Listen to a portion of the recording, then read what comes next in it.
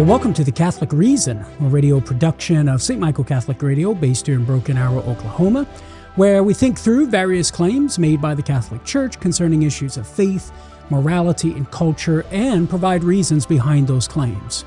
I'm Dr. Carlo Broussard, staff apologist and speaker for Catholic Answers, and a member of the Chancery Evangelization team here at the Diocese of Tulsa in eastern Oklahoma. The Catholic Reason airs locally here in Tulsa every Thursday from 4 to 5 p.m. on St. Michael Catholic Radio, 94.9 and 102.9, and across the entire Oklahoma Catholic Radio network of 15 stations, including 97.3 FM in Oklahoma City, 100.9 in Edmond, and 88.3 FM in Lawton. But you may be listening at a different time on your own local Catholic station outside Oklahoma, since The Catholic Reason is aired on other Catholic stations throughout the country. Regardless of where you are, welcome and thanks for joining me today. Remember, you can download the show through whichever podcast platform that you use by subscribing to the Eastern Oklahoma Catholic Podcast. That's the Eastern Oklahoma Catholic Podcast. And remember, you can also access the archived episodes at my website, carlobroussard.com, under both the audio and video tab. And be sure to check out all the other great resources that I have there available for you. In a previous episode, we looked at the Church's teaching on the doctrine of hell and answered the question of whether the Church teaches that hell is merely possible or factual. And I answered that the magisterium, at least in its ordinary teaching, that is to say in its ordinary magisterium, affirms factual damnation, both at the end of time, after the final judgment, and even currently. In today's episode, I'd like to focus on the central issue when it comes to the doctrine of hell, namely, whether such a doctrine is compatible with God's goodness. Often, the objection is posed as follows: how can God be all good and at the same time will that some experience eternal torment? There seems to be an intrinsic incompatibility between an all-good God and eternal punishment, that is, damnation. Now, I think there are several different objections or questions collapsed into one here. For example, some might think that hell contradicts God's goodness because punishment in and of itself is a bad thing. Therefore, the belief that God wills someone to be punished is inconsistent with God's goodness. So that's one potential reason why people think hell and God's goodness are incompatible, namely punishment and God's goodness are incompatible. So maybe punishment is the issue for some folks. Others, however, it might not be punishment that they're hung up with, but rather they're hung up on the eternal nature of that punishment in hell. They may say, well, okay, I can accept punishment as being consistent with God's goodness, but I can't accept eternal punishment. That just seems unjust and therefore contrary to God's goodness. So because there are basically two objections here, we're going to deal with each in turn. We're going to look at trying to reconcile punishment and God's goodness, and then we'll turn to that obstacle of the eternal nature of punishment within hell. So let's take the first objection that deals with the alleged inconsistency between punishment and God's goodness. I think our first line of response is that the punishment of hell is primarily the privation of the ultimate joy that every human being longs for, which is basically just a natural consequence that flows from a person's rejection of God as their ultimate end. And it belongs to God's goodness to respect that choice. At every juncture, God relates to man as he created him. God created man for himself, which makes our separation from him a form of punishment, lacking the ultimate joy that we crave, what theologians call the pain of loss. But God also created us with the capacity to choose or reject him. Therefore, if a person rejects God and doesn't wish to be with him, well, it would belong to God's goodness to respect that person's free will. since it would be consistent with the human nature that God created him with. As C.S. Lewis writes in The Great Divorce, quote, "There are only two kinds of people in the end, those who say to God, 'Thy will be done,' and those to whom God says, 'Thy will be done.' Hell is for the latter. All those there actually choose it." So we could just simply say that God has created us in such a way that we are free to choose him or reject him. And whenever we reject him definitively, he respects that choice, and it's fitting and consistent with his goodness to do so. St. Thomas Aquinas addresses this issue in the supplement to his Summa Theologiae in question 99, article 2. He writes this, quote, "God for his own part has mercy on all. Since, however, his mercy is ruled by the order of his wisdom, the result is that it does not reach to certain people who render themselves unworthy of that mercy, as do the demons and the damned who are obstinate in wickedness." So Aquinas is saying there that those who are in hell, those among the damned, have rendered themselves unworthy or incapable of receiving the mercy of God precisely because they've rejected it. And on account of that, they are damned, and that is befitting and consistent with God's goodness, who respects that free choice of those who make themselves unworthy of the mercy of God. So it doesn't count against God, it counts against the person who chooses to reject God. Now, someone may object, well, most theologians throughout the history of the church say that the pain of loss is not the only pain of hell, and that there is the pain of sense, which is a secondary form of punishment that comes from without, a suffering that's imposed upon them and positively inflicted to cause harm. So maybe for some, it's that. So the appeal to the pain of loss to get out of the apparent incompatibility between punishment and God's goodness might not work for some, because they're saying, well, you got this positive inflicting of punishment upon the damned. It's not just a consequence of their choice to reject God. And yes, it is true that within the theological tradition, there is this view of the damnation also involving a positive inflicting of suffering or torment. But this doesn't contradict God's goodness either. Precisely because, so I will argue, inflicting punishment in general, that is to inflict suffering on account of wrongdoing in general, is good when it is proportioned to an offense. Philosopher Edward Feser gives one of the best explanations on the good of punishment in his book, By Man Shall His Blood Be Shed, A Catholic Defense of Capital Punishment. I would highly recommend you check that book out. A shorter version of Feser's explanation, however, is found in his online article, Does God Damn You?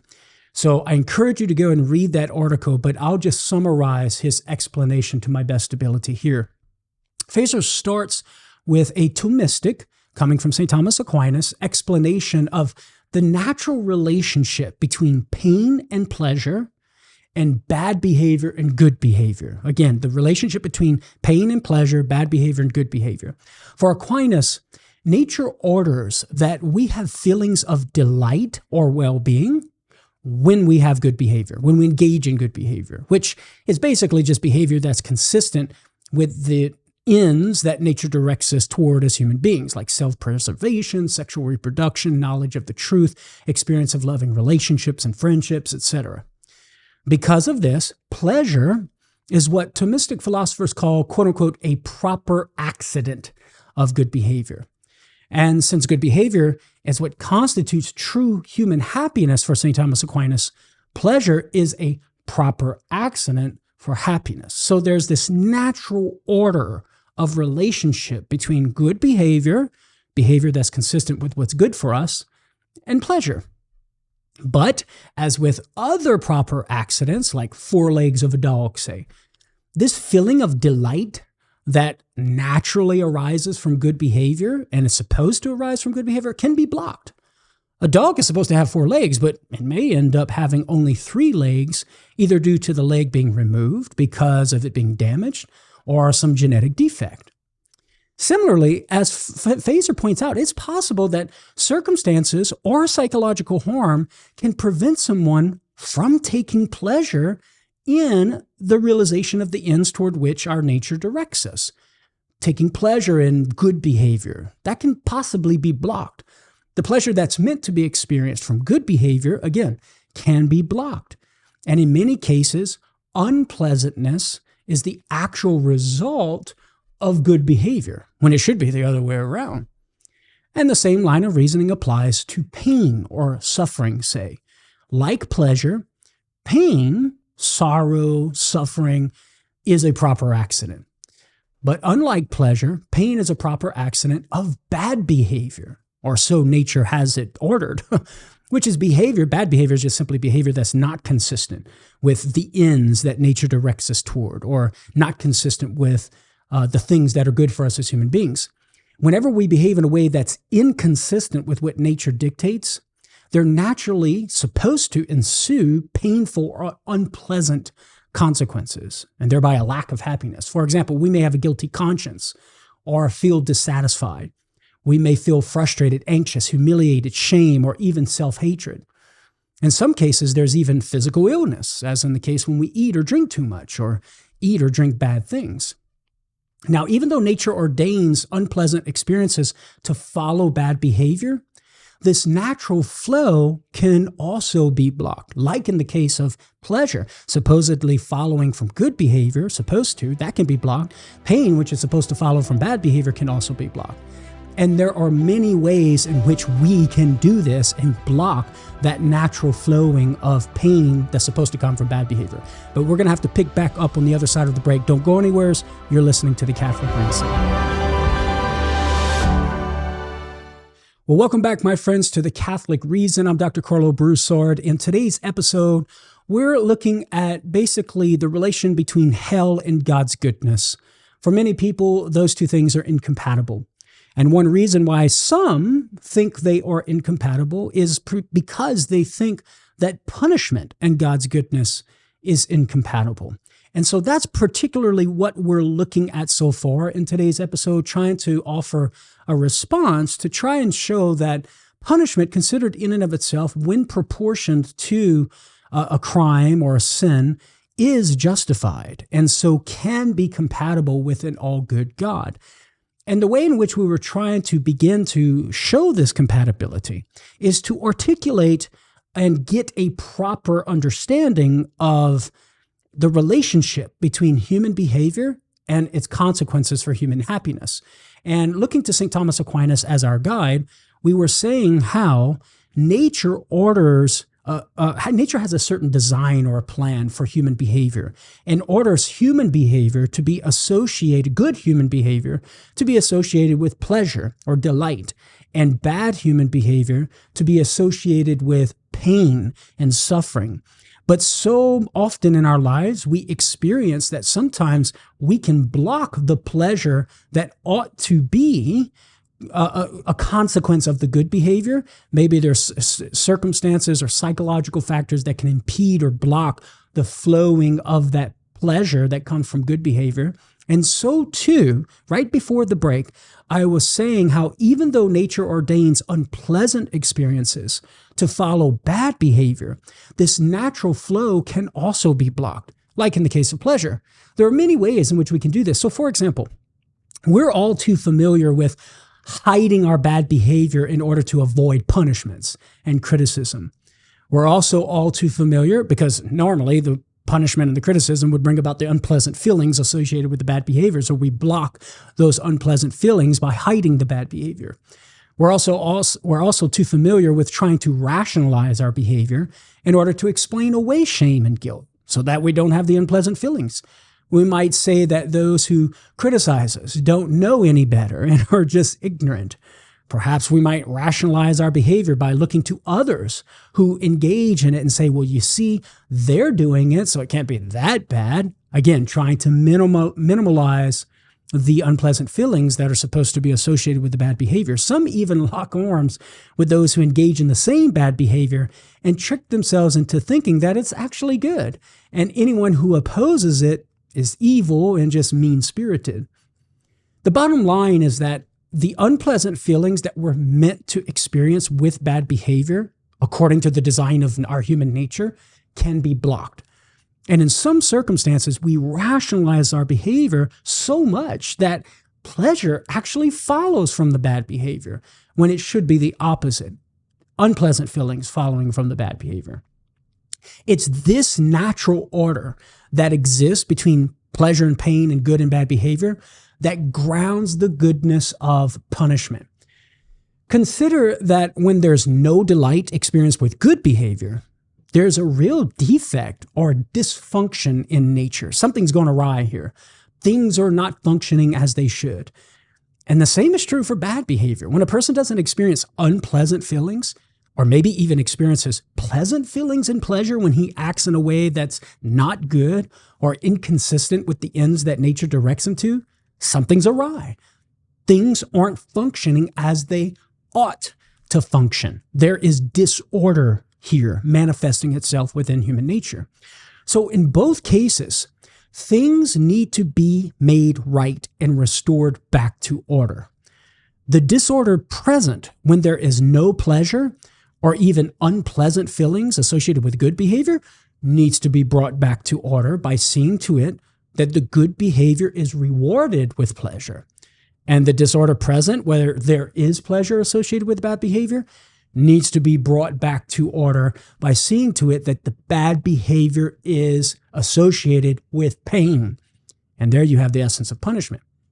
The essence of punishment is the bestowal of pain on account of the bad behavior in order to manifest the divine design that pain, unpleasant feelings, goes with bad behavior. Again, Phaser sums it up nicely in that article I mentioned in our first segment. The essence of punishment is restoring the teleological relationship ordained by nature between evil behavior on the one hand and the unpleasantness or pain that is its proper accident on the other. Punishing evil is thus like healing a wound, restoring a damaged painting, or fixing a leak. It is a matter of repairing things, putting things back in order, making them how they are supposed to be. And given the essentialist and teleological metaphysics that underlies the Thomistic natural law conception of morality, that cannot fail to be a good thing. In other words, punishment, putting back into order what is disordered by associating pain with bad behavior, is a good thing. And is based on this understanding of the goodness of punishment, we can say that the belief even of a secondary punishment in hell, whereby God positively inflicts suffering on the damned on account of their rejection of him, does not conflict with his goodness, precisely because such an inflicting of punishment would be a restoration, a reordering of that which is disordered, manifesting the divine design of associating pain with bad behavior. And that is good, because anything that manifests the divine design of human nature is a good thing. So on this understanding of punishment, with this philosophy of punishment, we can actually see how punishment and God's goodness are indeed compatible. Therefore, there would be no reason to reject God's goodness, or let's say, to reject the punishment of hell in order to preserve God's goodness. Or to state it differently, there's no reason to reject God's goodness to hold on to punishment in hell or any kind of punishment. Now, as I mentioned earlier, for some, it's not necessarily the punishment that's the problem. They may concede that punishment in general is not inconsistent with God's goodness. That's to say, they see punishment as being compatible with God's goodness. But they'll say, eternal punishment? That's what's the problem. That does seem to be unjust, since eternal punishment would be disproportionate to the sin that's committed only in a small amount of time. This is actually an objection that St. Thomas Aquinas poses in the supplement to his Summa Theologiae, question 99, article 1. And here are a few ways that we can respond to this sort of objection using Aquinas as our guide. Remember, the objection is Eternal punishment is unjust because it's disproportionate to the duration of the sin that's committed. Why would God send you to eternal, everlasting punishment for a sin that just took maybe a minute to commit or a couple of seconds to commit?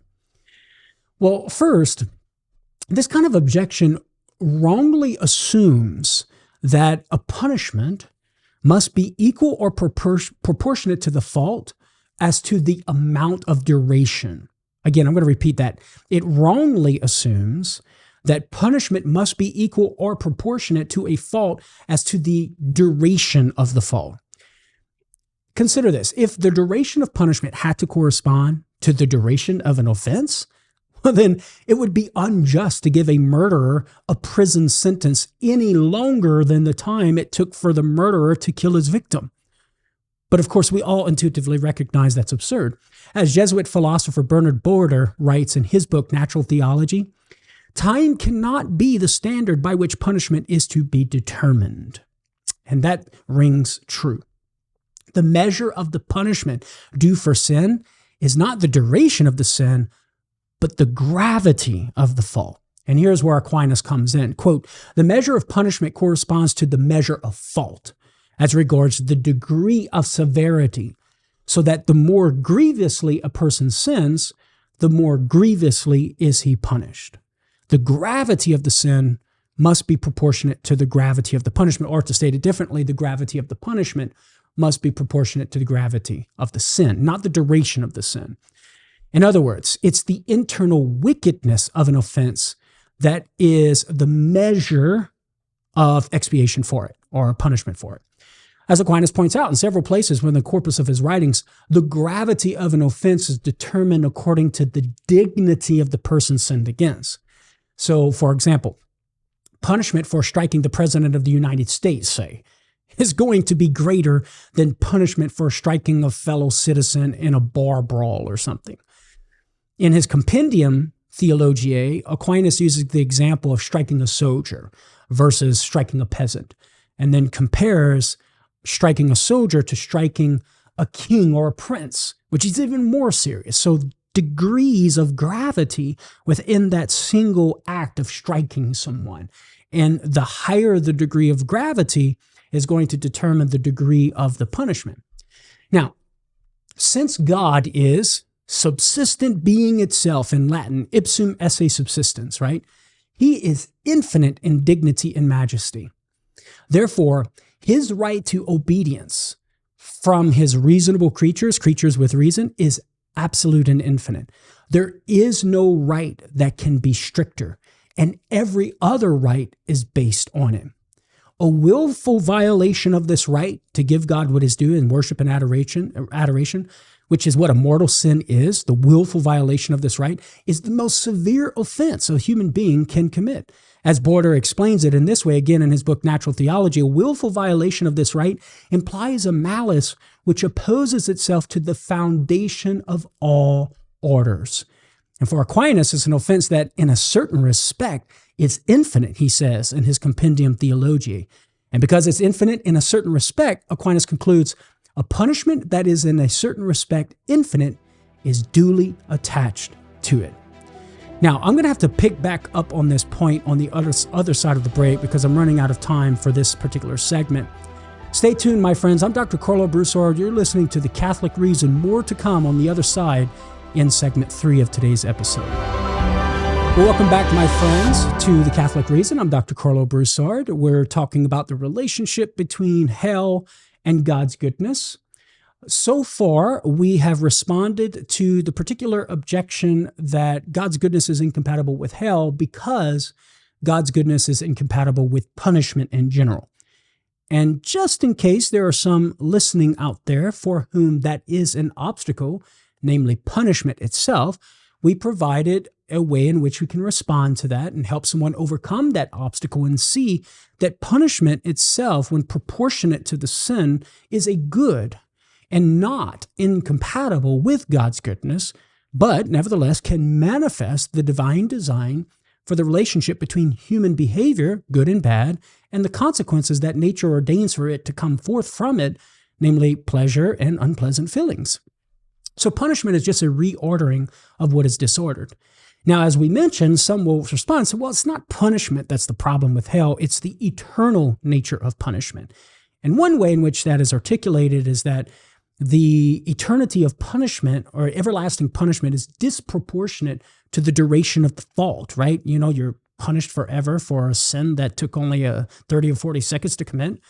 But in response to that, we were pointing out how punishment should not be determined based upon the duration of the fault. If that were the case, we could never give a prison sentence to a murderer for the amount of time that went beyond what it took him to kill the victim, right? That's absurd. And what I was pointing out is that looking to St. Thomas Aquinas, we can see that rather than punishment being determined by the duration of the fault, the punishment should be determined by the gravity of the fault. And the more serious the fault, then the more serious the punishment. And we were talking about how God, given the infinite majesty and the dignity of God, he has an absolute right for us to direct our lives to him, to worship him, to adore him. So a willful violation of this right, which is the essence of a mortal sin, is the most severe offense that a human being could possibly commit. And so it's an offense, according to Aquinas, that in a certain respect is infinite. And if this offense is in a certain respect infinite, well, then the punishment in a certain respect is infinite as well, or should be infinite. Now, Aquinas goes on to point out such a punishment cannot be infinite in intensity because no creature can be infinite in this way. Okay, so if the punishment's got to have to be in a certain respect infinite, you got one option, intensity. Well, that's not an option because nothing in the created order can be infinite in that sense. Well, therefore, Aquinas concludes a punishment that is infinite in duration is thereby rightly inflicted for the mortal sin. That meets the condition of the punishment being infinite in a certain respect, in its duration. Now, it's important to note that for Aquinas, an infinite duration of punishment can be just if and only if the sinner no longer has the ability to repent and will do good. He writes this in his Summa Contra Gentiles, quote, "There would be no everlasting punishment of the souls of the damned if they were able to change their will for a better will. It would be unjust, indeed, if from the moment of their having a good will, their punishment would be everlasting." And that comes from Book 4, Chapter 93 of his Summa Theologiae. In other words, the infinite duration of punishment due to a mortal sin holds only if a person is no longer able to change their will for the better, which is what happens at death. This is why the Catechism teaches that eternal punishment of hell is for those who die in a state of mortal sin. There in paragraph 1033. The choice by nature is irrevocable, and thus the perversity of the choice remains. And since the perversity of the choice forever remains, the corresponding punishment is forever. The punishment that is forever is thereby justified. But of course, this leads to a very important question. Why is the choice irrevocable at death, unchangeable at death? The answer to this question, to answer this question, we must first consider why our choices are mutable or changeable in this life in the first place. As human beings, we're hardwired to choose things insofar as we perceive some good in them that will make us happy. We can't help it. Even to ask the question, why should I choose what's good, presupposes a desire for the good. Otherwise, why would we ask whether we should choose what's good or not? However, we're all too familiar with the change in our desires for what we think will make us happy. As Aquinas teaches in his Summa Contra Gentiles, again, Book 4, Chapter 95, sometimes this change is due to a fleeting passion in the body. For example, a young couple that's engaged to marry may set out to find happiness by living consistent with God's plan for human sexuality and abstain from sexual intercourse before marriage. But in the heat of the moment, they're distracted by their desire for sexual pleasure, and they begin to pursue sexual pleasure as a source for their happiness. However, they realize what's happening, and they both redirect their attention to the immoral nature of the behavior and choose to abstain, thereby causing the passion for the sexual pleasure to wane and go away. So that's one example of how What we seek to make us happy can change. We change in our desires for those things we perceive to be good. Aquinas also explains that sometimes, rather than a fleeting passion, like in the previous example, he says, quote, "We are disposed to the desire of a good end or a bad one by a habit. And that disposition is not easily taken away, although it can be removed in this life." Take the couple from the previous example. Rather than having a fleeting passion in the heat of the moment, they may be habitually committing fornication and engaging in immoral behavior. In this case, the appetite for the sexual pleasure is dominating them in virtue of the vice, thus disposing the couple to habitually pursue their happiness and sexual pleasure outside marriage. But suppose they discover the truth of their human sexuality and the immoral nature of their fornicating behavior, and so they choose to begin pursuing the virtue of chastity instead. So they counteract the overindulgence of the appetite for sexual pleasure by abstaining, and may even employ, say, fasting and physical mortification to help get rid of that vice and develop the virtue of chastity. Such efforts eventually remove the habit to pursue happiness and sexual pleasure outside marriage. So that's another way in which the pursuit of what we think is good for us might change. The habit might be replaced by another habit, bad habit replaced by a good habit, or vice versa. There's yet another reason why we're able to change our choices in this life: intellectual error. As human beings, we know things in a discursive manner. We gather evidence, we consider things, we weigh it, and we reason from premises to conclusions. And we direct our actions based on that knowledge that we come to have through that discursive reasoning. This is why the will is called the rational appetite, to quote St. Thomas in the second part of the first part of his Summa Theologiae, question 8, article 1. But we all know that sometimes we make mistakes in this process of reasoning or led to intellectual error. And when we discover that we've been mistaken due to new knowledge that we come to have, we change the course of our actions. Now, each of the previous causes for change in our choices, fleeting passions, a change of habit, and correction of intellectual error, involves the body. It's obvious that fleeting passions and dominating sensitive appetites belong to our corporeal nature. Aquinas teaches this in the Summa Theologiae, the first part of the second part, question 2, article 3. Passion is properly to be found where there is corporeal change or transmutation. So fleeting passions are definitely rooted in our body. Even our cognitive processes, although not rooted in a bodily organ, they involve the body. The body is used in our cognitive processes. We use our sensory experience to gather information about something. We use mental images as aids when we're trying to reason with certain concepts and so forth. This is our mode of knowledge as rational animals. And as such, certain passions and the habitual indulgence of sensitive appetites can lead us into error. Aquinas' teaching on the blindness of mind as a daughter of lust is an example of this, right? So we can be led into intellectual error by the disorders of our bodily appetites. Now, with this, we're in a position now to see why our choice is irrevocable or unchangeable after death. We looked at all the conditions that are met, all the reasons why we're able to change our choice in the body, with the body. But now we can see why our choices will be unchangeable without the body. If those things that motivate us to change our course of action are rooted in the body, well, then it follows that when the body is gone, the disembodied soul will no longer be able to change its choice.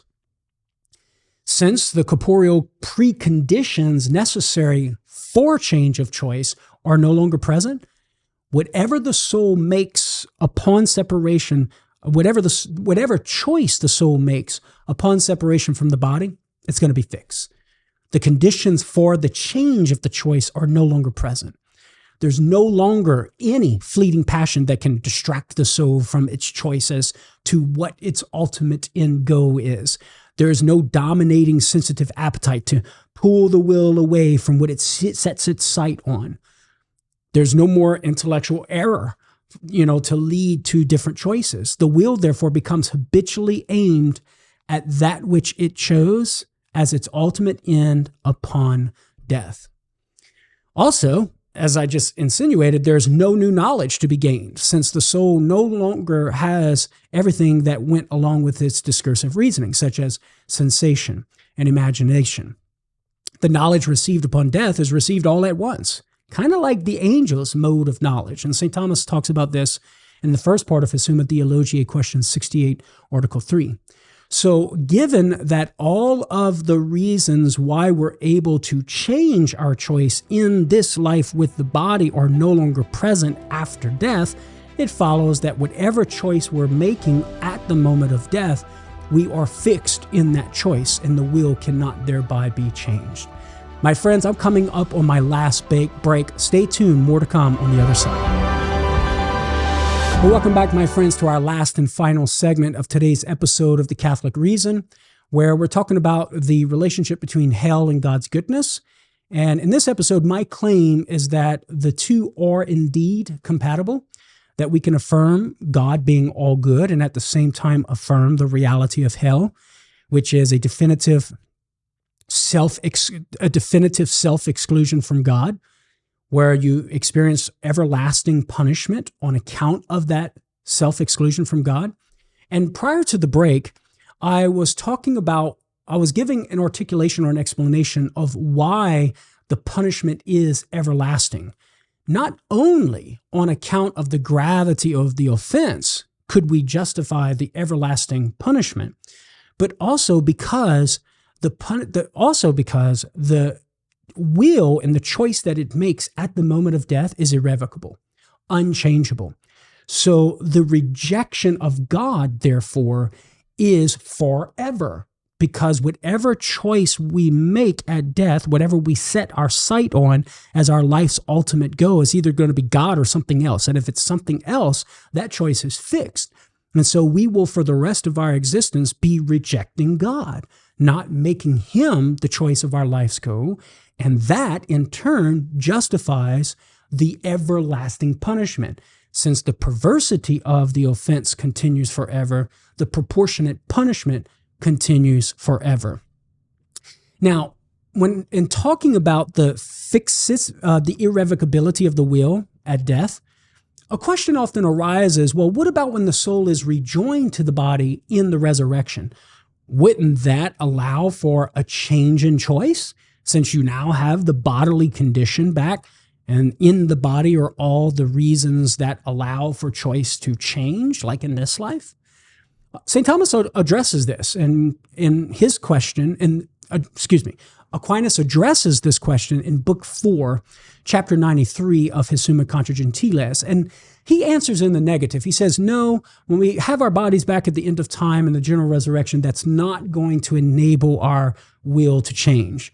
And the reason he gives is that the resurrected body will be entirely disposed to the being of the soul.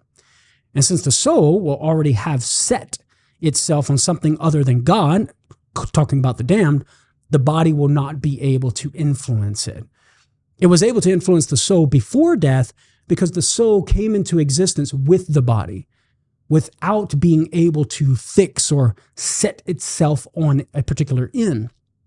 But once it's set, then the body can no longer influence it. It's this irrevocable character of the incorporeal choice to reject God that justifies the eternal punishment of hell. If a person dies choosing something other than God as his ultimate end, and choice after death is no longer changeable, well, then it follows that the soul will be forever separated from God, since it will be forever rejecting God as its final end. And because of the perversity of the choice to reject God, which will forever be present, the soul is forever justly subject to the punishments of hell. In summary, rather than hell undermining God's justice or goodness, it's actually a manifestation of it. God allows the soul to function in accord with its nature, which includes the irrevocability of choices without the body. This is how God has made the soul. So if a person dies choosing something other than God as his final end, the choice is irrevocable. It's locked on, so to speak, to something other than God, and it's locked on forever, and thereby is justly punished forever. Hence, everlasting punishment, i.e. hell, is not incompatible with God's goodness or justice. So far, we've answered this problem of everlasting punishment by saying punishment is not proportioned to the duration of the fault. It must be proportioned to the gravity of the fault. And since this objection assumes that punishment should be proportioned to the duration of fault, and that's false, we can reject this objection. It's not persuasive. But secondly, the infinite duration of the punishment of hell is on account of the irrevocability of the will. And so you can see how the everlasting punishment would be justly applied because the will is forever rejecting God. And since that's the highest degree of sin that we could possibly commit, it merits the highest degree of punishment, everlasting punishment. So the everlasting punishment is justified on two counts: the degree of perversity of the sin of rejecting God forever, and the fact that the rejection of God is naturally forever, thereby forever meriting the punishment bestowed upon the soul. Okay. Now, there's another way that we can respond to the eternal punishment is unjust objection, and that's to see that the alternatives to eternal punishment, temporary punishment or annihilation, don't stand up to the scrutiny of reason as favorable. So we can just further our argument here. So consider temporary punishment. Perhaps the soul receives an intense dose of punishment and then enters heaven upon being relieved of it. This would be an injustice, so I argue. For example, let's say I found out that my 12-year-old son, let's say my 14-year-old son, he used to be 12 when I initially was thinking through this stuff, but he's 14 now. So let's say I found out that my 14-year-old son ditched school and went to a party with his older teen friends, say, and they got drunk and smoked a joint. And now, remember, this is merely hypothetical, right? But let's just say hypothetically that happened. And let's say I punish him by saying, hey, son, you've been a bad boy. And as a result, you're going to stay in your room for 10 minutes. But when that time is up, pack your bags because I got tickets to spend a weekend at Disney World, say, or go to Six Flags and spend all day with your teenage friends, okay? How does this register on your justice monitor? My guess is that it doesn't rate very high, especially if my son refuses to apologize for his misconduct. The duration of the punishment is much too small relative to the reward he is given. Similarly, a temporary stint in hell, or just temporary punishment, no matter how long the term, is much too small of a punishment relative to the everlasting happiness of heaven. It would be unjust for God to give heaven as a reward to a person that committed the most grievous offense of all, the permanent rejection of God's absolute right to obedience, worship, and love. I'm going to repeat that. It would be unjust for God to give heaven as a reward to a person who committed the grievous offense of all, the permanent rejection of God's absolute right to obedience, worship, and love. Like, the reward of heaven seems entirely disproportionate to that grievous of a sin. So temporary punishment doesn't seem to be a possibility. Annihilation is also an unreasonable alternative. How could a person experience the punishment justice demands for permanently rejecting God if he were annihilated? Think about that. The gravity of violating God's absolute right would be reduced to nothingness if there were no punishment for it. Justice would not be served. Justice would not be manifested. There would simply be nothing there, right, to manifest God's justice. Furthermore, it would violate God's wisdom to annihilate the soul. This is yet another reason why annihilation is not a plausible alternative explanation or alternative to everlasting punishment. Why would God create a soul with an immortal nature only to thwart it? And what I mean by that is that God has created the soul such that it's immortal in and of itself, right? It has the nature to be immortal. It has the nature to survive bodily death. on this hypothetical scenario of God annihilating someone who has committed a mortal sin and died in such a state without repentance, God annihilates him, well then God would be going against the very nature of the thing that he created. But if God's going to annihilate the soul, why did he create such a thing that's immortal by nature in the first place? Seems contrary to his reason. It seems contrary to his wisdom.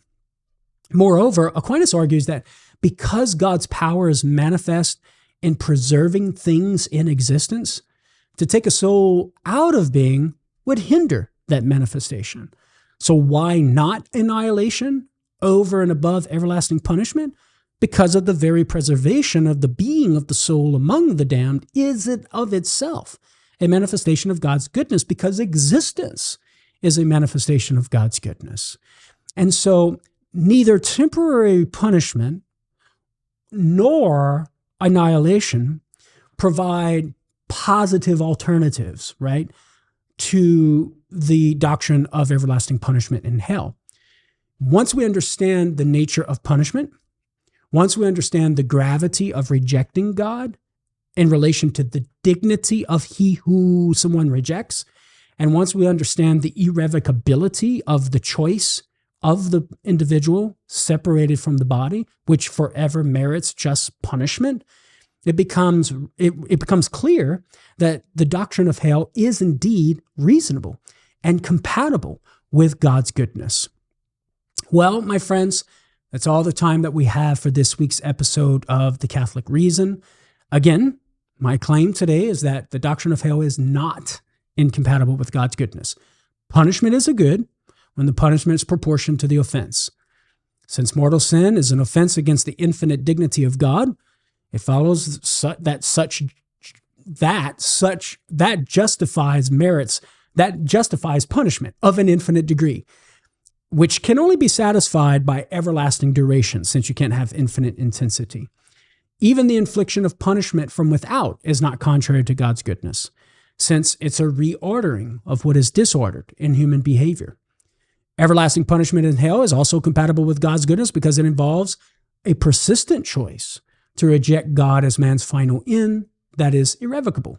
And given that such a choice justly merits punishment, it follows that the soul's everlasting punishment is just. And finally, the alternatives of temporary punishment and annihilation are not favorable according to the standards of God's wisdom and justice. My friends, that's all the time. That's it. I invite you to join me again next week. Tell a friend. I'll talk to you then. God bless.